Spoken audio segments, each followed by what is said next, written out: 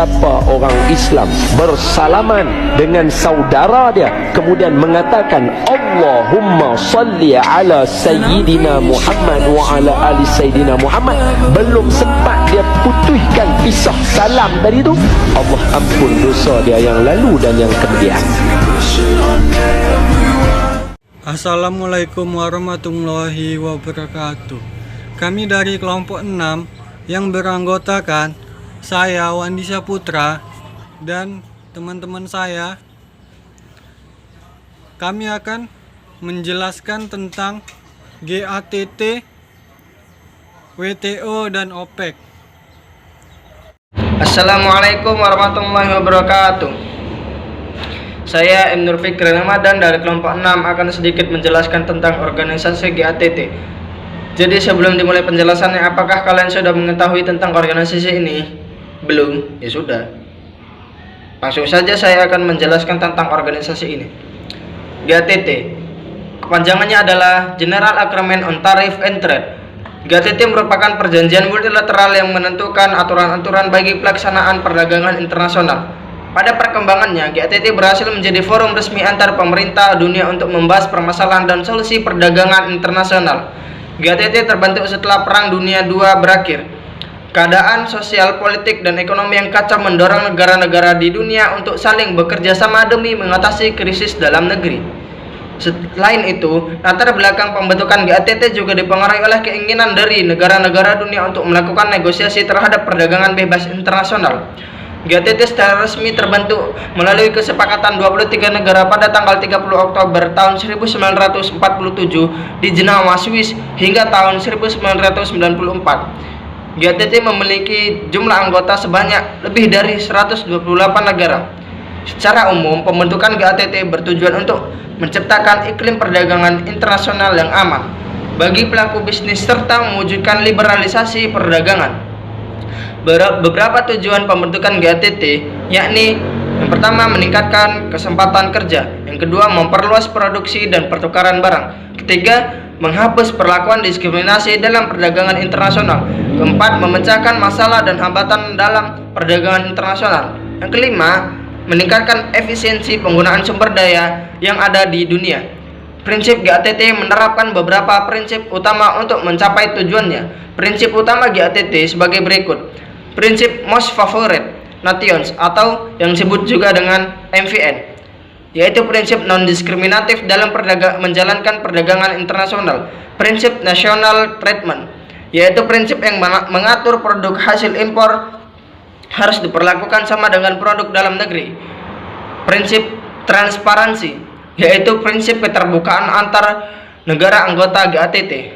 Prinsip Non-Tariff Measures, yaitu negara anggota GATT hanya diperbolehkan untuk melindungi produk dalam negeri dengan meningkatkan biaya masuk produk impor.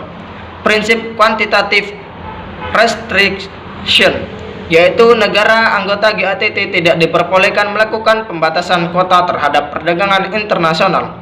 Perubahan GATT pada tahun WTO adalah World Trade Organization yang merupakan organisasi perdagangan berskala internasional.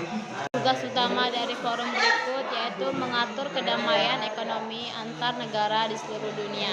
Tujuan utamanya adalah menjadikan perdagangan internasional semakin terbuka. Hingga saat ini sebanyak 164 negara telah menjadi anggota WTO. Di antara jumlah tersebut, 117 merupakan negara berkembang atau termasuk kawasan yang masih terpisah. Sistem pengambilan hasil keputusan WTO adalah aturan mufakat di mana seluruh negara anggota diberikan hak untuk menyetujui atau menolak kesepakatan. Sejarah latar belakang WTO. Terbentuknya WTO adalah bukti bahwa perdagangan internasional dapat direalisasikan meskipun telah terjadi gencatan senjata. Terkait dengan aturan dan peran GATT sebelumnya, WTO adalah pihak yang mengurus perihal perdagangan jasa serta kekayaan intelektual. Lalu ketika ada kekurangan produksi di negara berkembang, organisasi berikut bisa membantu membangun volume ekspor tanpa impor, meminimalisir hingga menghapuskan hambatan yang mengganggu proses dagang barang dan jasa global, membantu kelancaran kegiatan transaksi ekonomi internasional. Saya akan mengenalkan nama saya Ferry Ardiansyah. Saya akan menjelaskan sedikit apa yang termasuk tadi tentang OPEC. Pada awal berdirinya OPEC, berpusat di Jenewa, Swiss hingga pada tanggal 1 September 1965 pindah ke Wina, Australia. Saat ini OPEC telah memiliki 13 negara anggota, yaitu Venezuela, Uni Emirat Arab, Arab Saudi, Nigeria, Libya, Kuwait, Irak, Iran, Gabon, Angola, Kongo, Australia, Guinea, dan Algeria. Tujuan OPEC adalah untuk memulihkan penguasaan sumber daya alam berupa minyak bumi ke kedaulatan pemiliknya dan yang mayoritasnya merupakan negara berkembang. Oke, sekian dari saya. Assalamualaikum warahmatullahi wabarakatuh. Assalamualaikum warahmatullahi wabarakatuh. Saya bernama Desi Nilasari. Sedikit ingin menjelaskan tentang OPEC. OPEC adalah sebuah organisasi dari negara-negara pengekspor minyak bumi. OPEC didirikan pada 14 September 1961 di Bakia, Irak. Sejarah OPEC, pendirinya adalah Irak, Iran, Kuwait, Arab Saudi, dan Venezuela. Venezuela adalah negara yang pertama mengekspor